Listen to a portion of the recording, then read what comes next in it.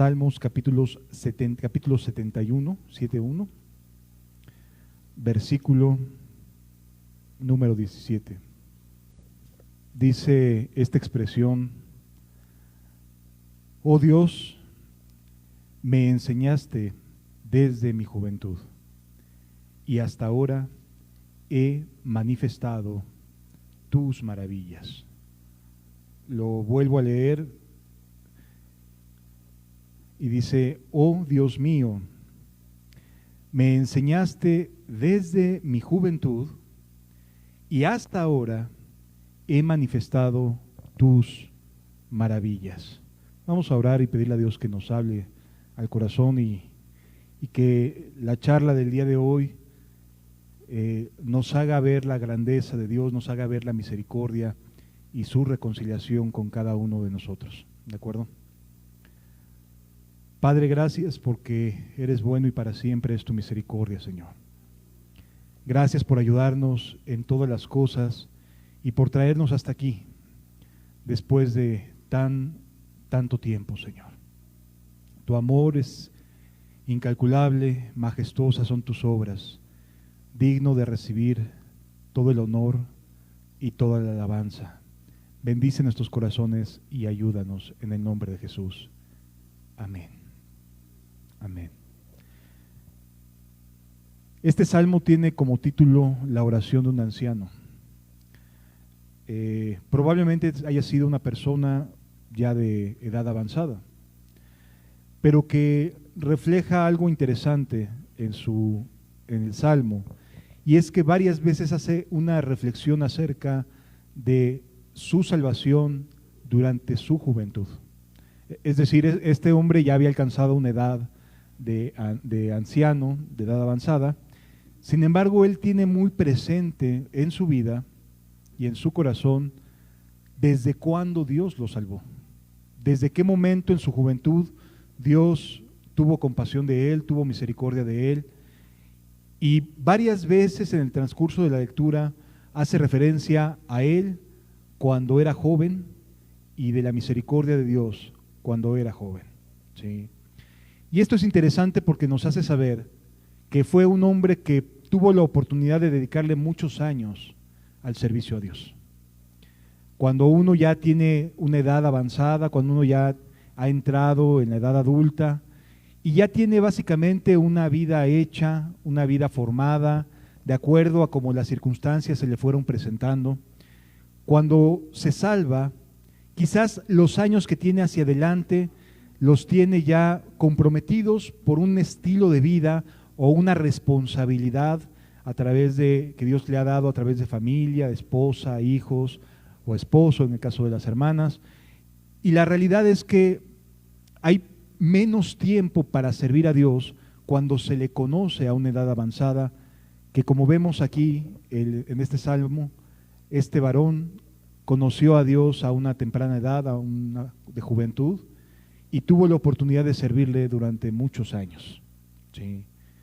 Y esto es interesante porque muchas veces posponemos nuestra decisión de seguir a Dios y después nos damos cuenta que debimos habernos llegado a Él y habernos arrepentido desde el primer momento en que entendimos que estábamos muertos en delitos y pecados delante de Él.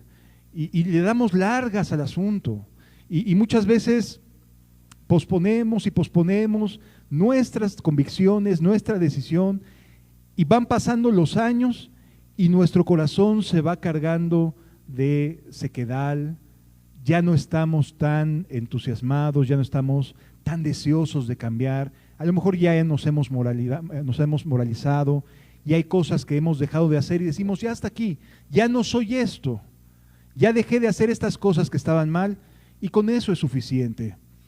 Y no nos damos cuenta que si nos respondemos al llamado de Dios desde un principio, vamos a tener mucho tiempo hacia adelante para poderle servir y serle de utilidad, ¿sí? Hoy vamos a estar hablando justamente de esto, amados, de la oportunidad que Dios da cuando hay juventud y hay la gracia para poder entrar en el reino de los cielos desde que se es joven para servir al Dios vivo y verdadero, ¿sí? Es una oportunidad maravillosa.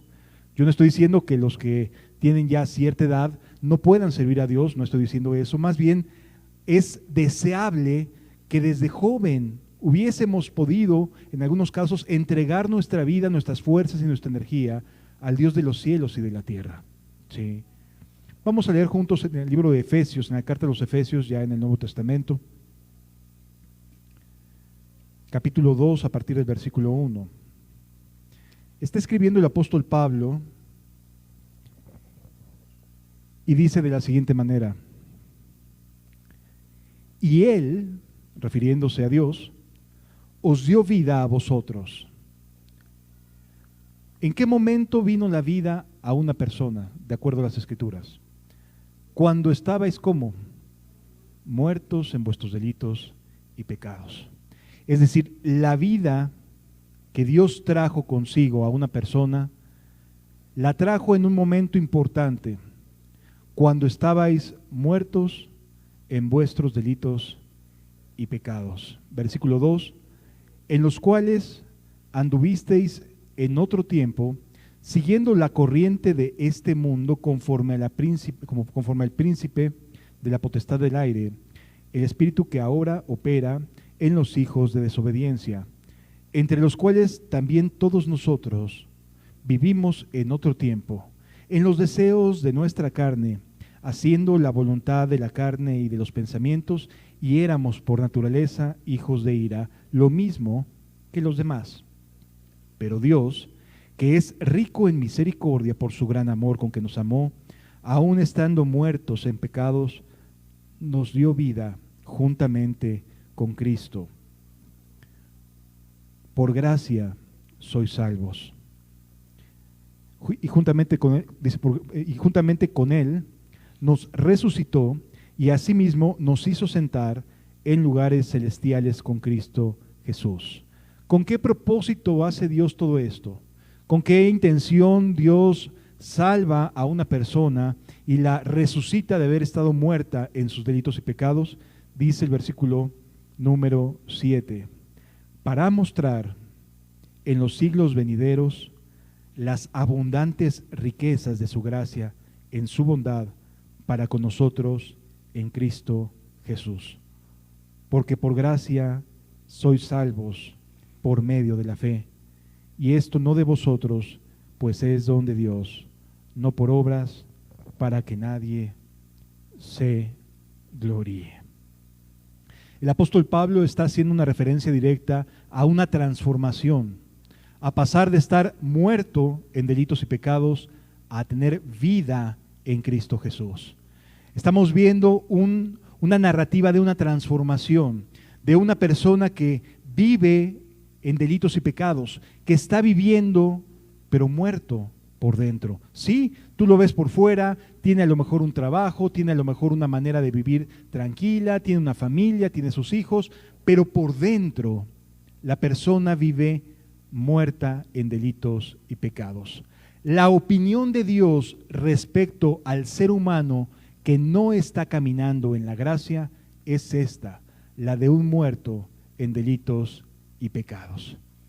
Dios ve a las personas que se dedican a su vida de deseos, de placeres, como personas muertas. No las ve con vida. A diferencia de lo que la sociedad pueda pensar, hoy en día Dios ve a las personas como muertas, sí viviendo, pero sin entender lo que significa realmente vivir.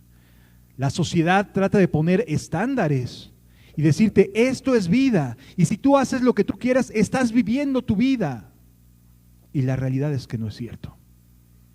Vivir es lo que Dios propone como vida, no lo que la sociedad propone como vida. Dios en su misericordia tiene en su bondad a personas que va rescatando de esa vida aparentemente y socialmente libre, y las va rescatando de sí mismo, es decir, de sus propias malas decisiones, de sus propias caídas, de sus propias vergüenzas, las va rescatando y les transforma la vida. ¿Sí? Y esta verdad que estamos leyendo Y de lo que vamos a hablar y de lo que quiero testificar es de lo que pasó conmigo hace 30 años. Un día como hoy, hace 30 años, Dios se compadeció de mí y llegó a rescatarme. Y viví en esa experiencia justamente esto que estoy leyendo. Hace 30 años yo no tenía a Dios ni esperanza en el mundo. Hace 30 años vivía como cualquier otra persona, me gustaba tomar, me gustaba drogarme, me gustaba fumar, estaba entregado a los vicios. Y la realidad es que Dios en un día llegó por mí y me salvó. Hace ya 3 décadas de ello. Y por su misericordia y por su buena voluntad hasta aquí nos ha traído Jehová. No porque lo merezcamos, no porque seamos buenas personas o muy capaces, sino porque Él ha estado con nosotros por su más grande misericordia y bondad. Yo era uno de estos muertos en delitos y pecados. Yo era una de estas personas que podía decir, hacer lo que yo quisiera. Mis padres no me educaron en un contexto religioso.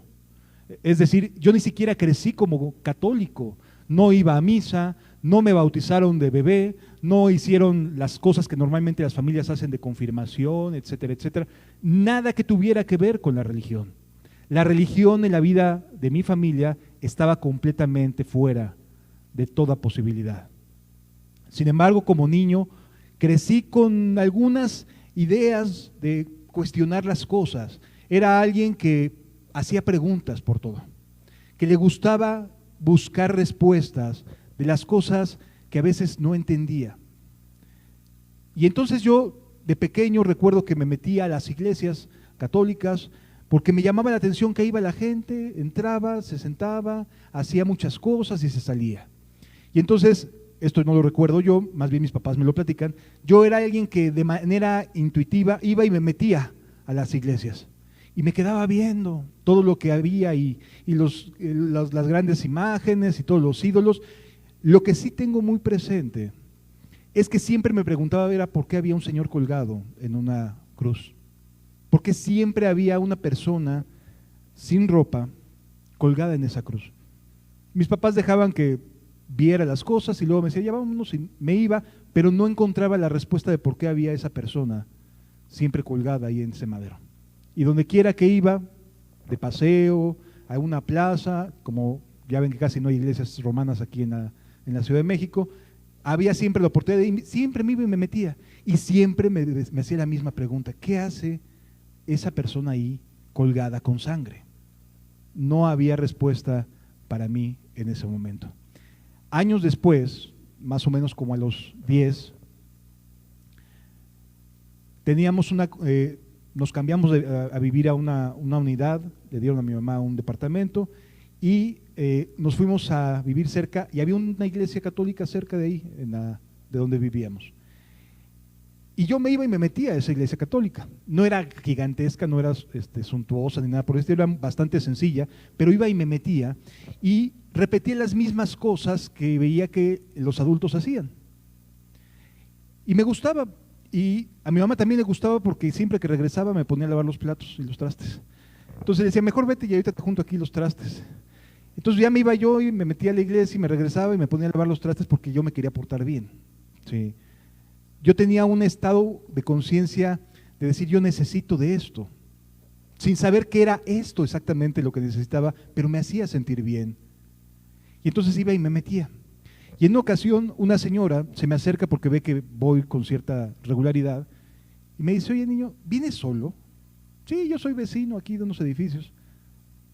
Dice, oye, ¿y tus papás? No, pues ahí están, ellos nunca me llevaron a la iglesia. Dicen, ¿y no te bautizaste? ¿No te confirmaron? No tengo ni idea de qué sea eso.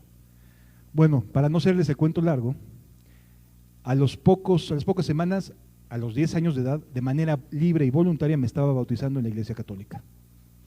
Es decir, me metieron al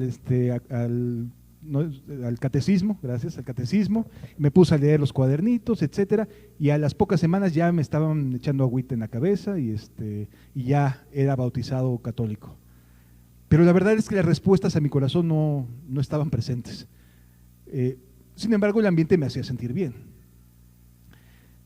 Al año siguiente, cuando tenía 11, casi 12 años, unos vecinos me invitaron a ir a una congregación que está atrás del Metro Coyoacán llamada Amistad Cristiana, seguramente algunos la conocerán, y comencé a ir con estos vecinos a este lugar. Tengo muy presente que me gustaba mucho la alabanza, ¿no? Estaba muy buena la música, yo estaba ya entrando en la etapa de adolescente y pues ya me llamaba la atención los arreglos musicales, etcétera. Y me gustaba, sin embargo, no entendía básicamente nada, ¿no? Yo hasta pasé adelante a aceptar a Jesús como mi Señor y Salvador, porque me dijeron que tenía que hacerlo. Me dijeron, no, pues tú pásale y ahí repites, recitas o rezas la misma oración, y ahí va el pequeño Abraham a hacerlo. Es más, al lado mío, a unas 4 o 5 personas, José José se estaba también pasando al frente. O sea, y no era una persona que supiéramos que se hubiera arrepentido, que hubiera vivido bien, ¿verdad? Ni siquiera en sus últimos días, vaya. Es decir, no sirvió de nada, y eso que pasé y estaba este señor ahí, ¿no? a unas cuantas personas. Los cambios no estaban presentes en mi vida. Así como en muchas personas hoy pueden acudir a las congregaciones, pueden ir a la iglesia, pasan al frente, repiten una oración y salen como si nada hubiera sucedido para regresar a sus casas y continuar con gritos, con majaderías, con malas experiencias, amargados, etcétera, con fraudes, mentiras, etcétera. Y la verdad es que esa fue mi experiencia al pasar tanto por la iglesia católica como por la iglesia protestante, en este caso Amistad Cristiana. Dejé de ir porque me llegó la adolescencia y es como si de momento me hubieran apagado un switch de interés por las cosas de Dios. Como si de momento me hubieran bajado el switch y me dejó de interesar por completo las cosas de Dios, y por el contrario, me sumé a una vida de vicios, de alcoholismo, de drogadicción, de malos ejemplos, de maldades, y me dediqué durante varios años, alrededor de 6 años, a portarme todo lo mal que podía portarme. Hacía todo lo que me decían que estaba mal, eso hacía. O sea, si alguien me decía, oye, cuídate de esto, pues voy y lo hago. Es decir, era una rebeldía de tal magnitud que era increíble y era inverosímil que un jovencito, un niño, tuviera tantas ganas de hacer todo lo malo o todo aquello que la gente le decía que no hiciera. Y ahí iba y lo hacía.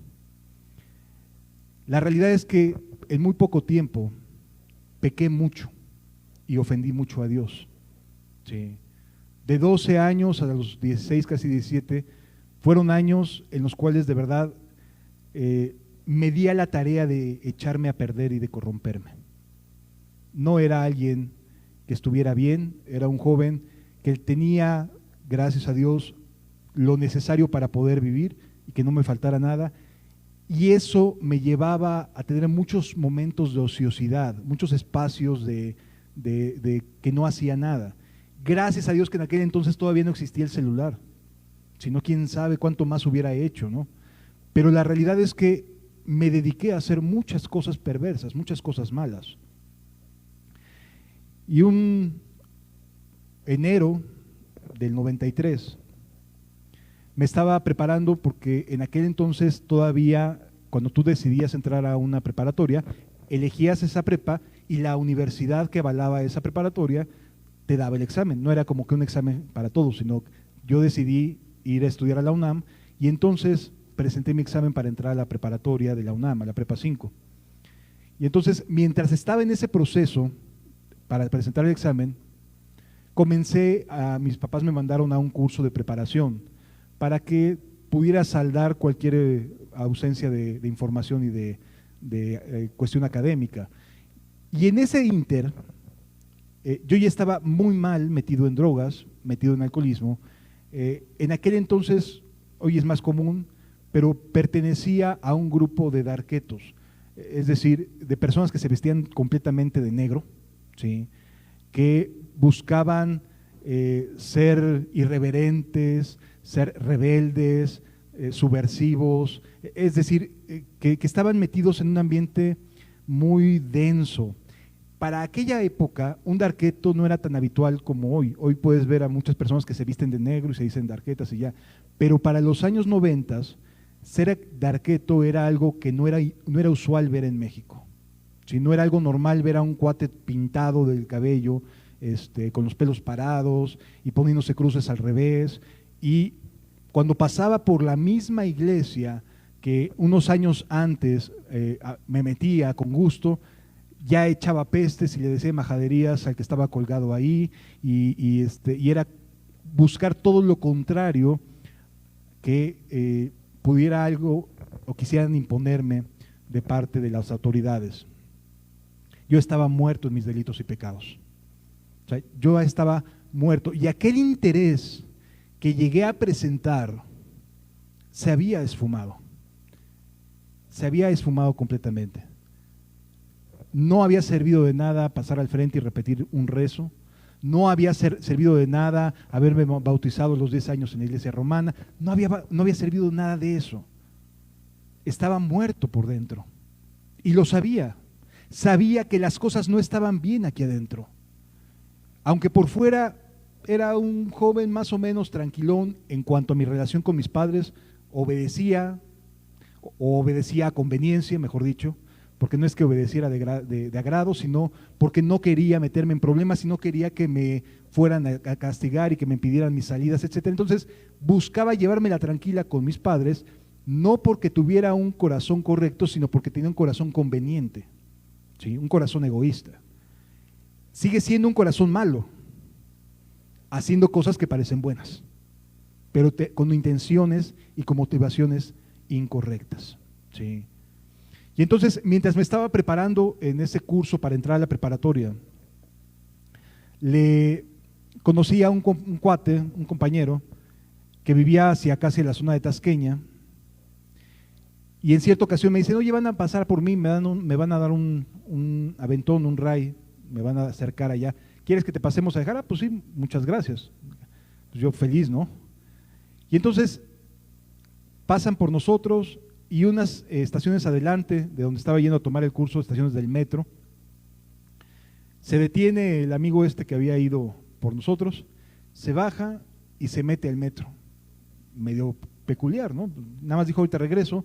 Se baja y se mete al metro, y resulta que este personaje era alguien que había trabajado, que estaba trabajando en la Prepa 6 como maestro, y se había puesto de acuerdo para venderle calificaciones de extraordinarios a los jóvenes en ese momento. Y lo denunciaron. Y entonces, de repente, estábamos en un Volkswagen y llegan patrullas, gente armada apuntando, como si fuéramos lo peor, así, nos bajaron bien amablemente, como solamente ellos saben hacerlo. Y yo nunca me había metido en problemas legales. Bueno, ese día estuve ahí y Dios me metió en un problema legal para hacerme cimbrar en cuanto a mis aparentes seguridades. Sí. Y entonces termino detrás de una reja, cuando solamente quería un aventón y que me acercaran a la casa. Y estaba ese día comiendo un sándwichito ahí con algo que quién sabe qué le pusieron, espantadísimo, porque finalmente, pues uno como joven nunca me había metido en esos problemas y estaba aterrado ahí adentro. Y luego la gente que está encerrada siempre busca sobresalir en cuanto a violencia, es decir, quiere imponerse a través de cuál malo soy, no te metas conmigo, ¿no? Y yo, el pobrecito güerito ahí metido en la reja, con gente que me veía con cara de te voy a devorar, ¿no? Y la verdad es que sí la estaba pasando muy mal, estaba muy espantado. Y en aquella ocasión recuerdo que nos sacan unos judiciales, ya ven que son gente amable y distinguida, y nos ponen contra la pared y nos empiezan a preguntar de qué banda somos y qué mafia somos y por qué íbamos a vender calificaciones. Yo no tenía ni idea de lo que estaba hablando, pero eso sí me temblaban las piernas, ¿no? Y te hablan así de frente y te hacen, psicológicamente te afectan, ¿me explico? O sea, buscan la manera de imponerse, de generarte miedo. y la verdad es que la estaba pasando bastante mal. Entonces, a pesar de mi estado de rebeldía, de yo no quiero saber nada de nada ni de nadie, en los separos de mi mente dije, Señor, si estás ahí, me oyes, sácame de esto. Sácame de esto y te sigo. Y sí lo hizo. Estas personas, gracias a Dios, testificaron que yo nada más iba por un aventón, que no tenía nada que ver en el asunto, de hecho era menor de edad, y entonces me dejan libre, ¿no? Y digo, ay, Dios me contestó, ¿no? Soy libre. Pero somos los mexicanos, yo creo que la mayoría de las personas, pero en México somos muy buenos para eso de la llamarada de petate, ¿no? O sea, nada más de momento, mientras está el problema, busco ayuda. En el momento en que el problema se soluciona, entonces ya sigo con mi vida como si no hubiera pasado nada. Y eso fue lo que me sucedió.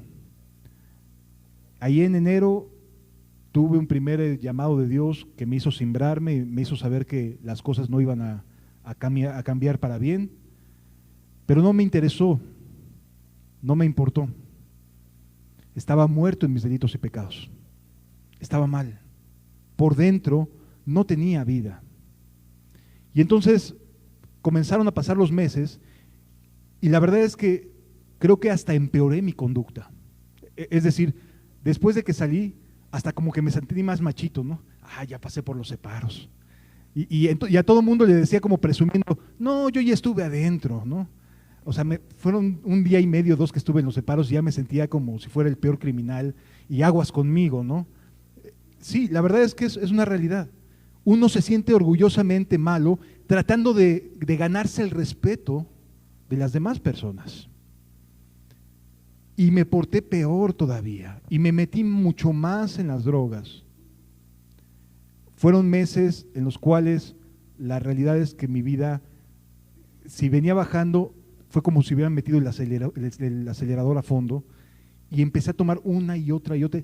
Ya nada más esperaba que mis papás se fueran a trabajar, que yo tuviera la oportunidad para ponerme a tomar solo, sin ningún motivo. Ya iba y me compraba mis alcoholes para tomar sin ningún motivo, no necesitaba un pretexto, ya simple y sencillamente por el simple hecho de que podía y quería, me iba a tomar. Sí.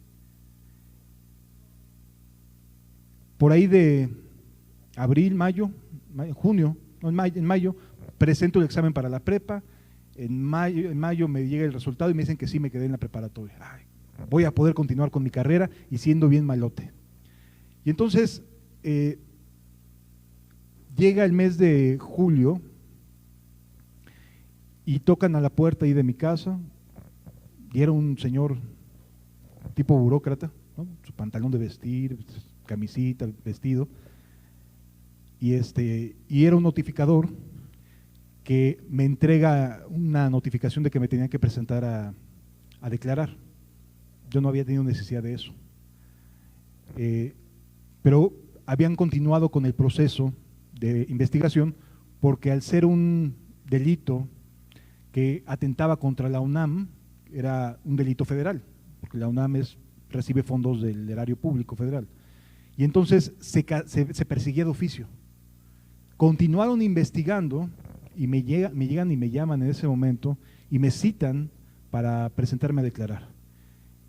Y yo le pregunté a este notificador, bueno, ¿qué pasa si voy? Y dice, pues ya lo determinará el juez, pero a lo mejor puede ser que te quedes ahí. ¿Cómo que me quedo? O sea, ya salí, ¿no? No, pues es que el proceso se sigue de oficio.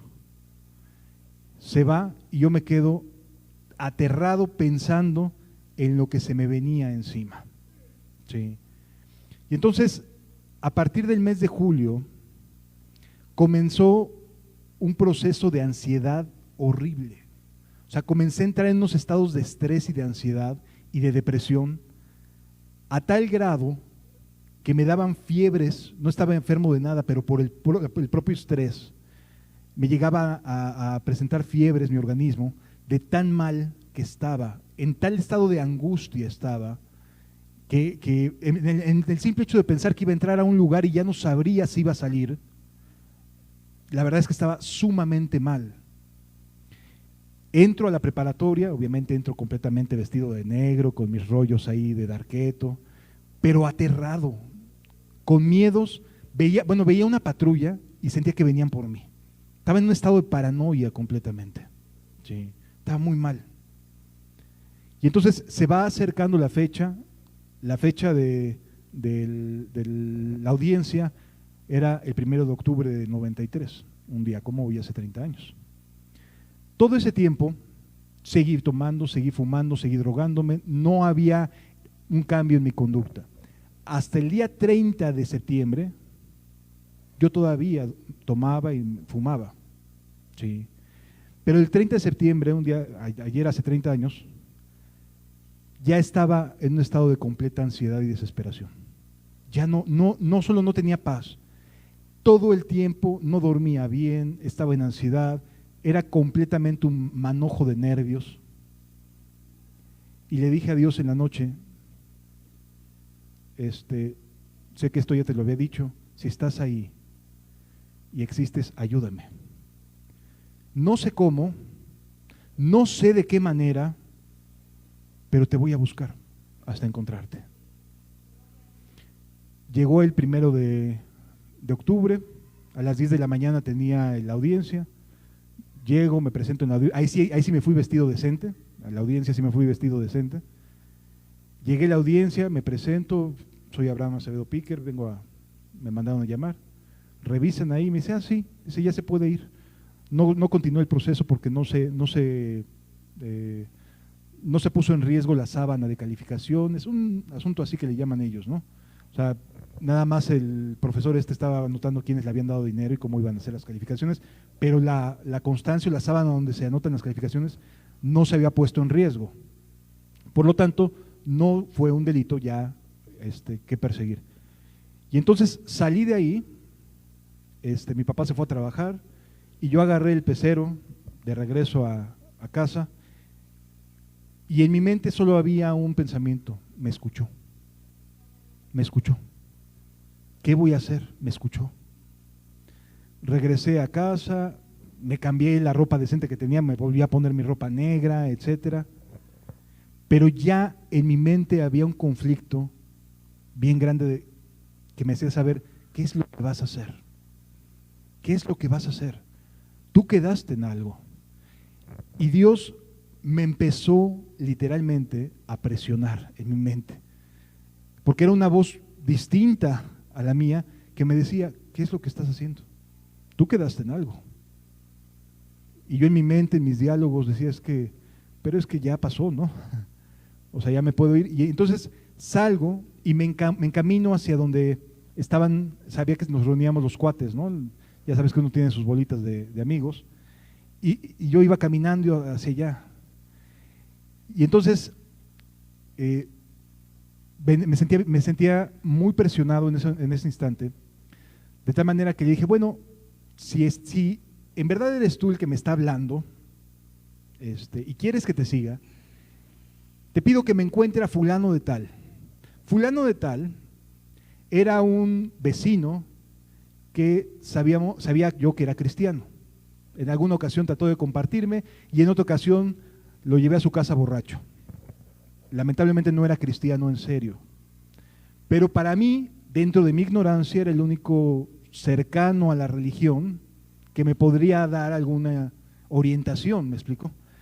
Y entonces para mí fue que me lo encuentre, pero que esté yo solito, porque sé que si vengo con mis cuates no le voy a preguntar nada. Y era un fulano de tal que era muy difícil de encontrar. Estudiaba y trabajaba y la verdad es que normalmente nunca estaba cercano a la bola de cuates que nos juntábamos. Doy la vuelta en una esquina y viene caminando él solito. Pues ya no tuve nada más que decir, ¿no? En ese momento lo abordé, lo saludé, ya no llegué con los cuates, hasta ahí me quedé, y le dije, oye, háblame de Jesús. Y entonces ya me regresé caminando con él, nos sentamos en una banca y me empezó a hablar de Jesús de acuerdo a lo que sabía. Y entonces me quedé con esa sensación de no obtuve respuesta, no me dio respuestas, no me quedó paz, no me quedé conforme, necesitaba algo distinto a solamente palabras. Como era desde niño, muy preguntón, muy inquieto, todo lo cuestionaba, todo lo preguntaba. Yo dije, no, mejor me voy con Dios, ¿no? Me voy con el patrón y que Él me responda, porque finalmente Él me está llamando, ¿no? Y entonces me regresé a mi casa, le dije a mi mamá que me iba a encerrar en el cuarto, que no se preocupara, no iba a cenar, y el 1 de octubre del 93 llegué a mi cuarto, me encerré, no sabía orar, no sabía qué decir, nadie me había dicho qué hacer, totalmente ajeno a la vida religiosa. Y cuando cerré la puerta, lo único que hice fue arrodillarme junto a mi cama y decir, aquí estoy. No tengo ni idea de por dónde debo empezar, no sé qué palabras debo de usar, no sé qué es lo que quieres, aquí estoy.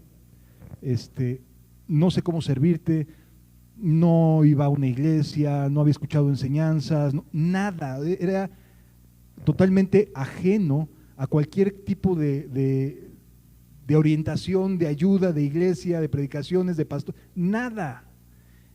Y entonces me arrodillé ahí y comencé a llorar.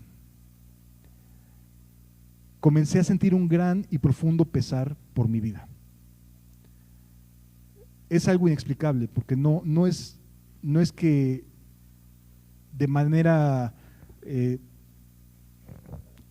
hubiera venido yo tratando y hubiera estado yo pensando en arrepentirme, no sabía qué era eso. Simple y sencillamente me arrodillé y comencé a llorar.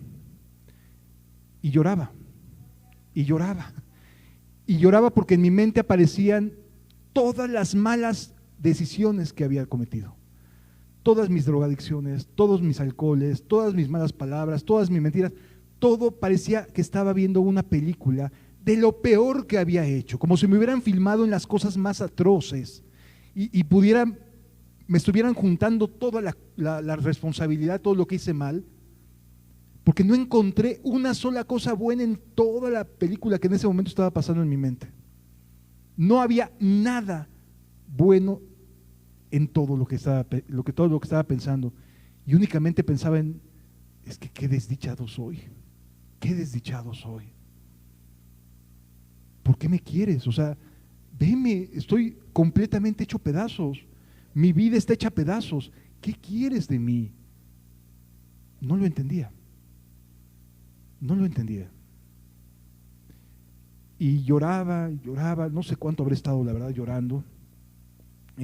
Mi madre hizo el intento por preguntarme, nada más le hice así que todo bien, pero estaba muy compungido, muy dolido en mi corazón.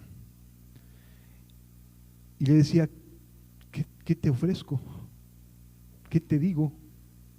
O sea, todo lo que está pasando delante de mi cabeza son puras cosas que han sido malas. ¿Qué te puedo decir? ¿A qué me puedo comprometer después de tantos años de haber hecho todo lo malo? Y por su misericordia y buena voluntad, en mi escritorio estaba una cruz de estas que dan luego en época de Ramos, creo que le llaman, ¿no? De Domingo de Ramos. En alguno de mis viajes a mis papás les regalaron una de esas cruces y estaba salida un poquito así del escritorio y volteé para ver esa cruz. No estaba puesta en mi cuarto, simplemente estaba como guardada, puesta así en un lugar. Y me acordé de que yo siempre me pregunté acerca del hombre que estaba ahí crucificado. Ya sabía para ese momento que se llamaba Jesús y que Él era el único camino, el único de verdad y la única vida. Y le dije, ¿por qué? ¿Por qué? ¿Por qué moriste? O sea, ¿por qué lo permitiste? Y Dios en su misericordia me respondió, por amor a ti. Para que todo esto que te viene a la mente que has hecho, no caiga sobre tu vida, sino sea sobre mí. Yo lo pagué por amor a ti. Todo esto merecía la muerte. Y entonces fue el propio Dios misericordioso quien me empezó a predicar.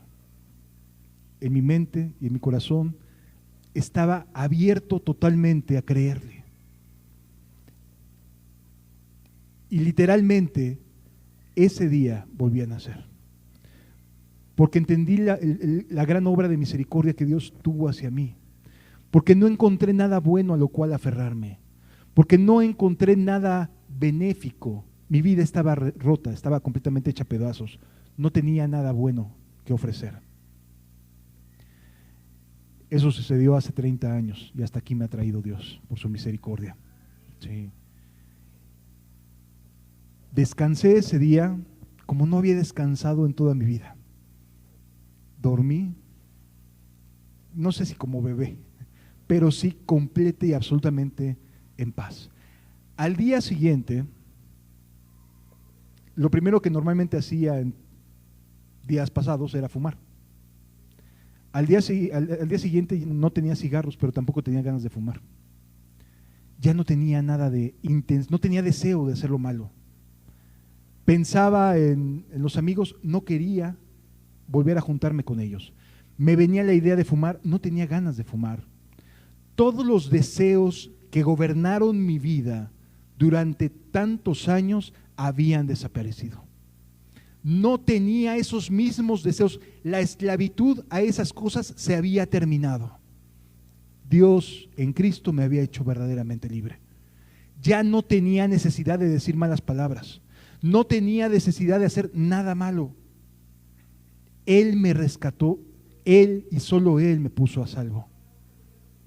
Y entonces, a partir de ese momento, lo primero que hice fue abrir mis cajones y todas las playeras con cosas blasfémicas y todo lo hice trapos de basura. ¿Se acordarán las cintas café que se tenían que enrollar en los cassettes? Tenía un montón de cintas de esas de música de Arqueta y etcétera.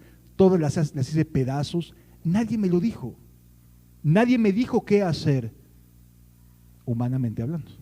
Pero Dios sí me iba conduciendo a saber qué es lo que debía de hacer. Él sí me estaba diciendo cómo y por dónde conducirme. Y lo que entendía lo hacía. Y lo que me decía no tenía problema con ¿será de Dios o no será de Dios? Estaba tan completamente seguro de que era Él, porque me guiaba a todo lo opuesto que había vivido. Entonces no tenía duda que Él era quien me hablaba. Y desde entonces su voz me queda bastante clara hasta el día de hoy. Sé cuando me habla. Sé ubicar y de manera muy clara cuando es Él el que me está diciendo las cosas. Su voz fue la que me fue guiando. De hecho, al día siguiente, después de que rompo todas las cosas, comienzo a ver entre los libros que tenían mis papás, si tenían una Biblia de Dios habla hoy. Y entonces la agarré, la abrí y se deshojó por lo viejita que estaba. Y entonces me puse a recogerla, dije, bueno, ¿y cómo leo esto? Pues me puse a leer y lo primero que empecé a leer fue el Evangelio de Juan. Todo lo entendía, amados. Comencé a leer y es como si hubiera estado leyendo una historia viva, no un libro de historia, no las historias de Jesús, sino como mi historia en Jesús. Éramos Él y yo, y Él me explicaba todas las cosas como si me pudiera sentar y estar escuchando sus enseñanzas hasta el día de hoy. ¿Sí? Era Él, no había duda, porque nadie puede obrar un cambio de un día a otro por sí mismo. Era Él. Y entonces comenzaba a leer la Biblia y decía, ¿por qué dices esto aquí? Y así se lo decía, ¿por qué dices esto aquí? ¿Por qué pasaste por esto? Y me lo explicaba, aquí en mi cabeza. Puede sonar un acto de locura, pero no lo era porque lo comprendía perfectamente. Jesús estaba conmigo, discipulándome todos los días. Y no quería salirme de mi cuarto y no quería dejar de leer la palabra. Todo el tiempo era Biblia y Jesús. Todo el tiempo. Finalmente, el siguiente lunes regreso a la escuela, ¿no? Pues me habían conocido de arqueto, drogadicto, que fumaba, diciendo malas palabras. Eso fue el viernes 1 de octubre del 93.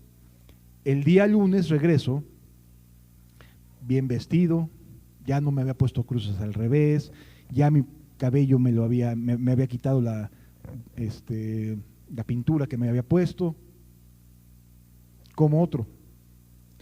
Regreso a la escuela y les comienzo a decir cómo me había ido el fin de semana. No, hombre, la de burlas que me llevé, pero de todos, literal.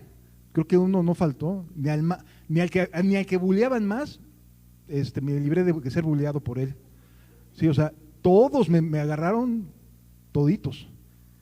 Pero yo estaba feliz, me interesaba en algo que me estuvieran diciendo, me afectaba, no me afectaba en lo más mínimo, no me sentía mal, estaba feliz.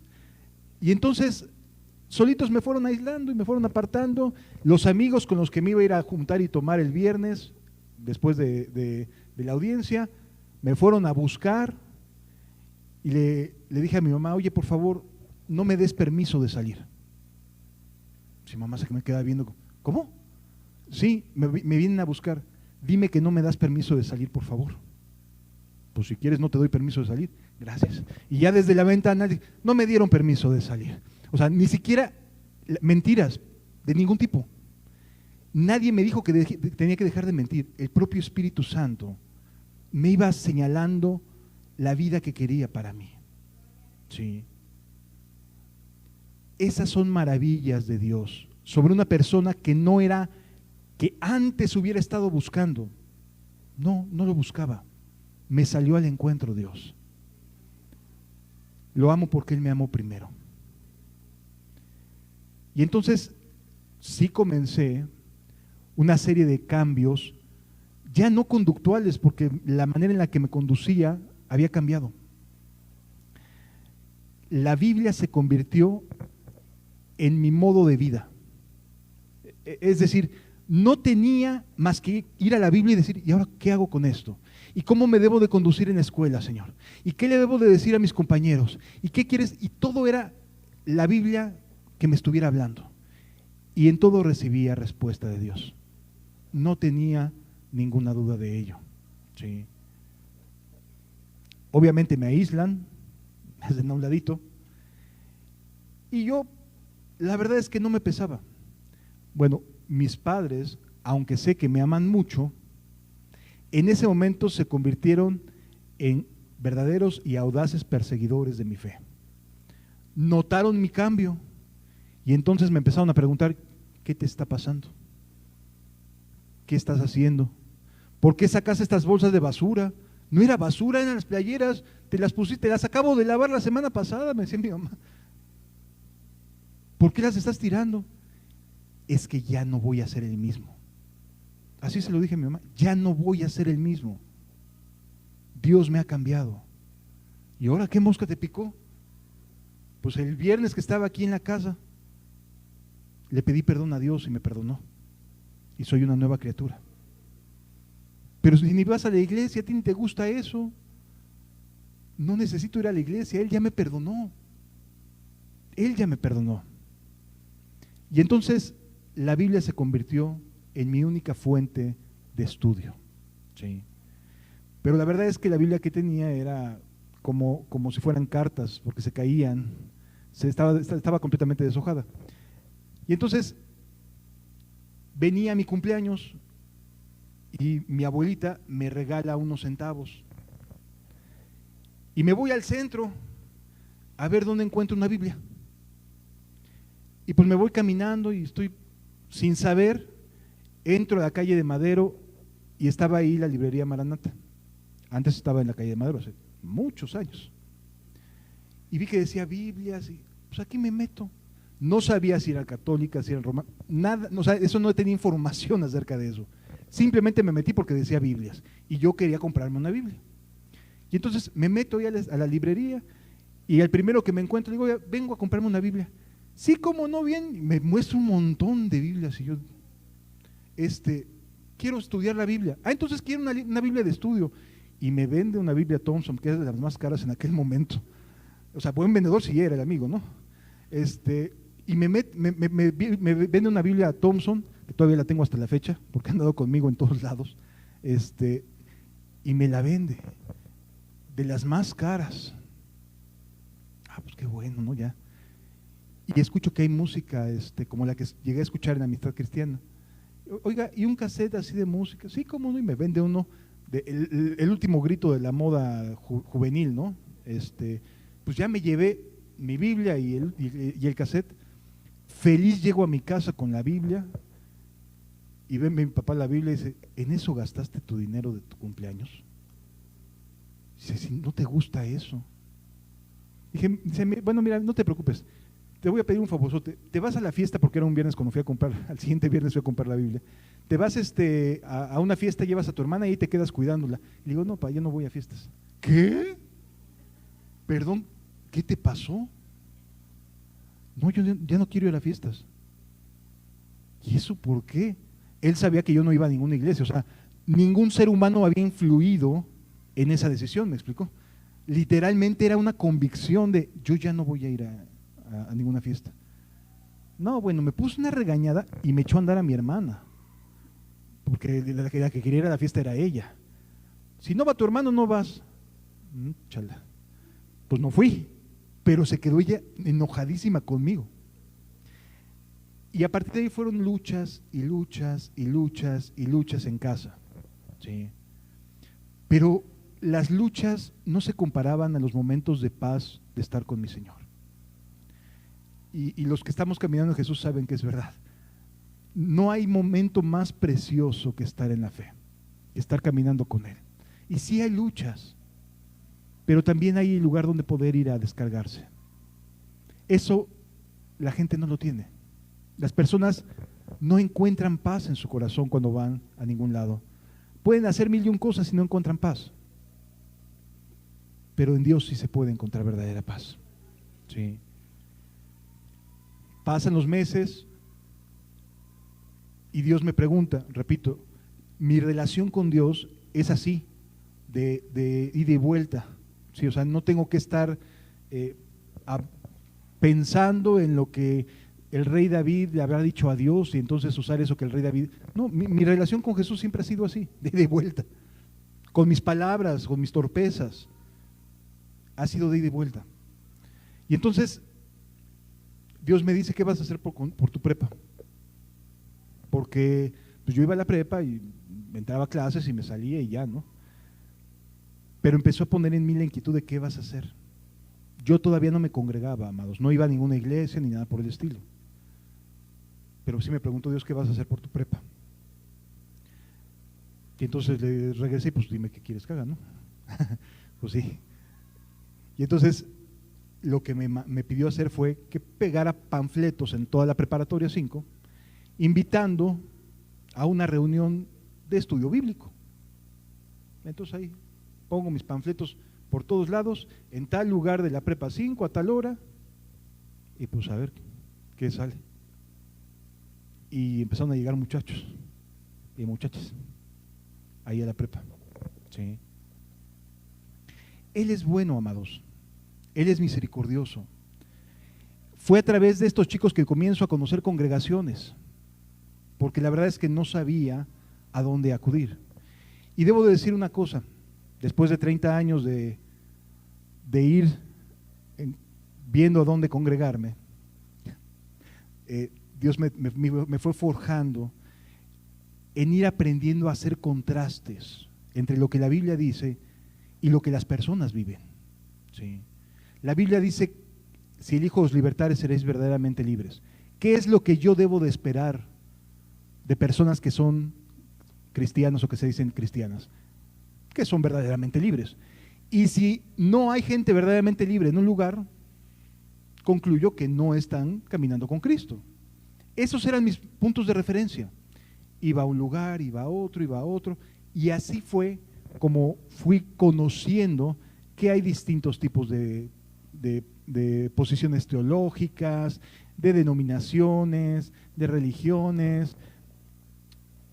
no había un solo lugar, cuando recién llegaba, que no me quisiera adoctrinar de inmediato, porque llegaba con mucho fuego.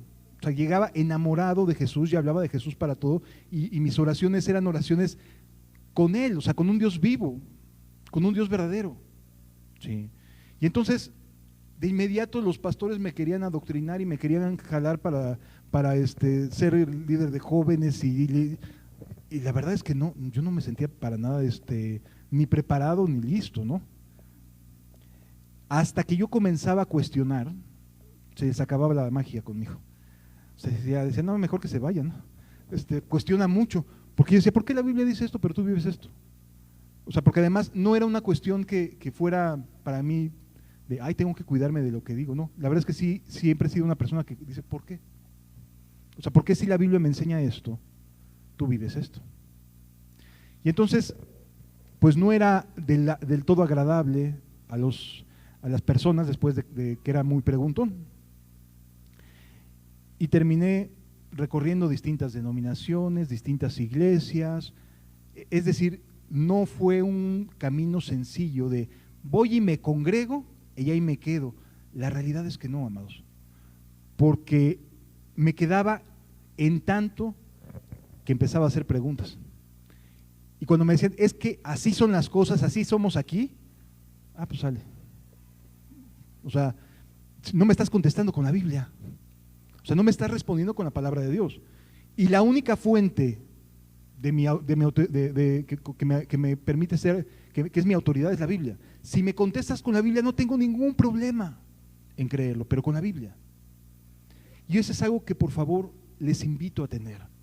¿Sí? Que la Biblia sea su manera de conducirse, su manera de hablar, su manera de juzgar, su manera de evaluar, que sea la Biblia. Y cuando hables con otra persona, que la Biblia esté presente, porque de otra manera, ¿con qué autoridad podemos decir a una persona, oye, vuélvete de tu maldad? Si no es con la Biblia. Sí me doy a entender, amados. La Biblia tiene que estar presente siempre en toda su forma de vida, en toda su conducta. Y siempre tiene que estar por encima de absolutamente todo y todos. Porque en las denominaciones a las cuales me estaban queriendo sumar, lo primero que hacían era quererme adoctrinar. Y cuando yo pregunté, oye, ¿por qué me dices que tengo que entender la Biblia de esta manera cuando aquí dice esto? No les gustaba. Es que no te sabes sujetar. A ver, yo estoy sujeto. Nada más dímelo conforme a la Biblia. No tengo problema en sumarme, en sujetarme, si la Escritura me lo está pidiendo. Si Jesús me lo está pidiendo. Es la Biblia. Y entonces, de esa manera, comencé a avanzar.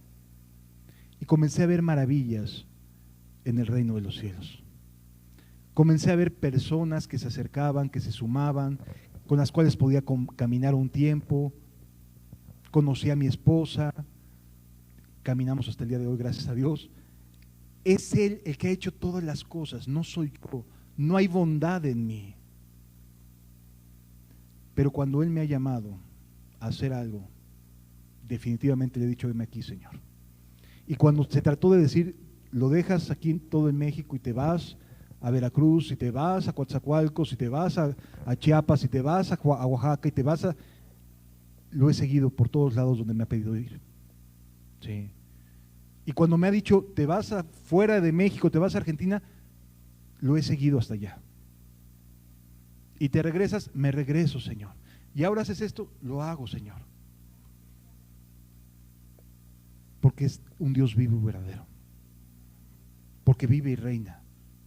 Porque no es una religión, amados. No te relacionas con un Jesús histórico, te relacionas con un Jesús vivo, con un Jesús que está sentado a la diestra del poder de Dios, que intercede por ti, que te hace sentarte en lugares celestiales. Te relacionas con alguien que vive realmente. ¿Sí? Por eso dice, en los cuales vivisteis en otro tiempo. Ya no vivo de esa forma. Aquel día Dios me salvó y me ha guiado hasta aquí. Y hay hermanos con los que conocí hace mucho tiempo y estoy volviendo a caminar con ellos. Y nuevas personas. Y la verdad es que es maravilloso lo que Dios hace. Pero es Él, amados. ¿Uno qué es? Una piedra. Nada. Continúa, quiero terminar esto con esta parte de Efesios. En el versículo 4. Pero Dios, que es rico en misericordia, por su gran amor con que nos amó, aun estado muertos en delitos y pecados, nos dio vida juntamente con Cristo. Por gracia sois salvos. No hice nada para merecer el perdón de Dios.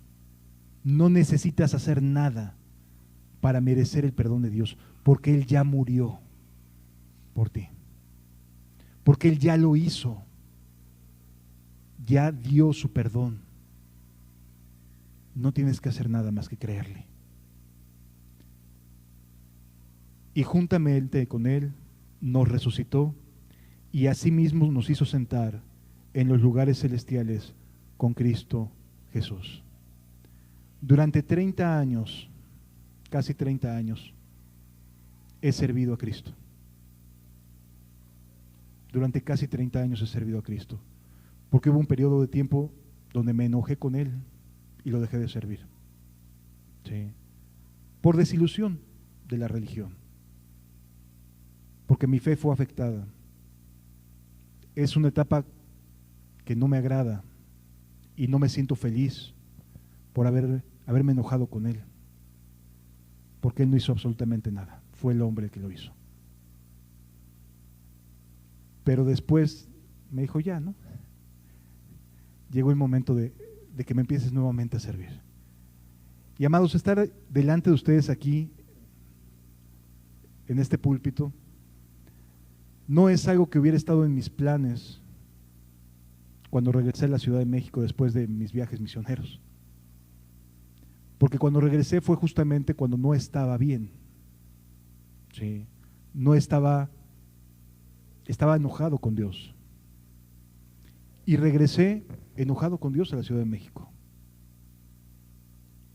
Así que no estaba en mis planes volver a servirle, pero en los suyos sí. Y los que mandan son los suyos, no los míos. Son sus pensamientos, no los míos. Y por su misericordia y buena voluntad me reconcilió con Él. Esta congregación se llama así, Misericordia y Reconciliación, porque tuvo misericordia y se reconcilió conmigo por su amor. De ese periodo justamente en el que me había amargado y me había enojado con Él, del que me avergüenzo y no es algo que me haga sentir bien. Sí. Y se llama Misericordia y Reconciliación porque eso fue lo que recibí. Misericordia y reconciliación. Y ese es el anhelo de Dios para con nosotros, que nos reconciliemos con Él, que estemos en paz, que seamos una comunidad que sepa ser misericordiosa, que sepa recibir al que viene herido, al que viene desilusionado, que sepa amar a otros como Dios nos ha amado. ¿Sí me doy a entender? Vamos a cerrar nuestros ojos, porque sé que lo que hiciste por mí lo has hecho y lo puedes seguir haciendo en las vidas.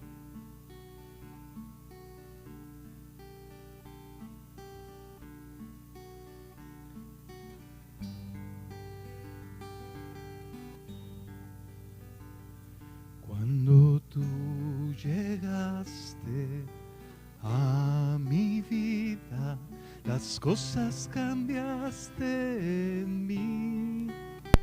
Mi corazón llenaste de alegría, el gozo de estar junto a ti. Toda la oscuridad que había en mí, transformaste con tu luz. tu poder y tu amor derramaste en mí. Has creado una nueva esperanza en mi interior. Cuando tú llegaste a mi vida, las cosas cambiaste en mí.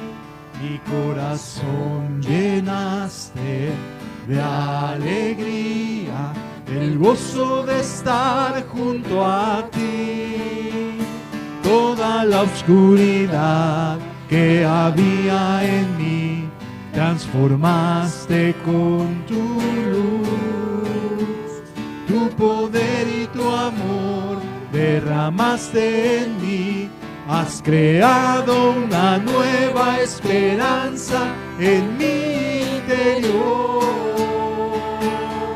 Si yo te amo, anhelo estar junto a ti, te adoro. Has puesto un cántico nuevo en mi corazón. Si yo te amo, no hay bien para mí fuera de ti, y te adoraré, te bendeciré, y a la sombra de sus alas habitaré. Si yo te amo, anhelo estar junto a ti, te adoro. Has puesto un cántico nuevo en mi corazón. Si yo te amo,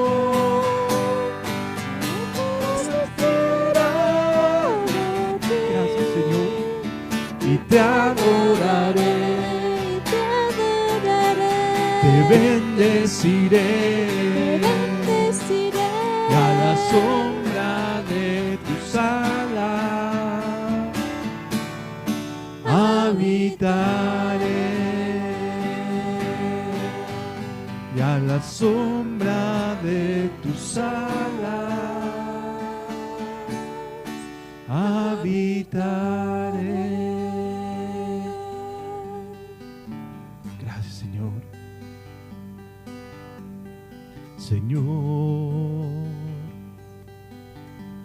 me tomaste de lo último de atrás de la manada, Señor, me escogiste de lo vil menospreciado, del mundo era yo. Tomaste un cuerpo, te hiciste hombre y me enseñaste a caminar. Diste tu vida, en la cruz moriste por mí. Me tomaste, me limpiaste para ti. Me apartaste para ti.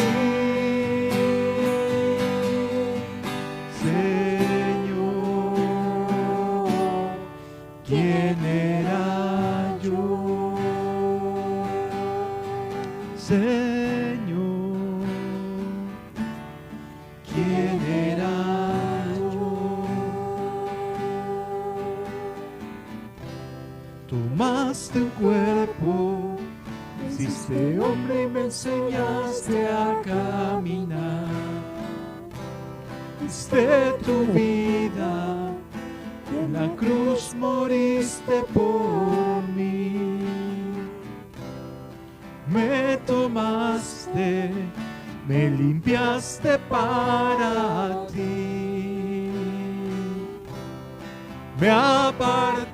apartaste para ti.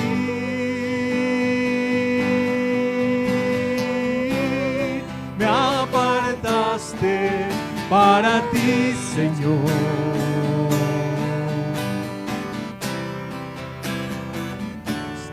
¿Quién era yo?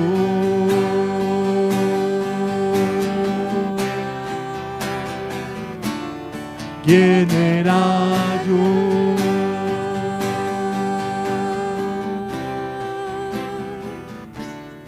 ¿Quién era yo? Amado Rey, gracias. Porque si lo hiciste conmigo, lo puedes hacer con cualquiera, Señor.